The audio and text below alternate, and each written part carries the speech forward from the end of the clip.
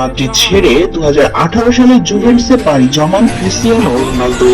2021 সালে ইতালির ক্লাবটিও ছাড়েন CR7।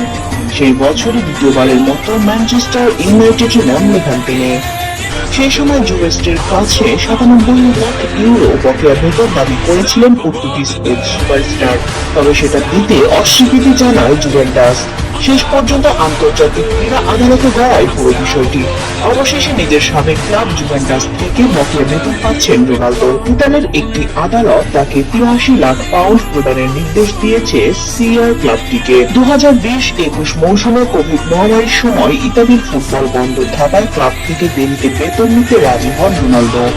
জুভেন্টাসের কাছে বেতন বাবদ 1,70 লাখ পাউন্ডেরও বেশি পান বলে দাবি পর্তুগিজ এই মহাতারকার।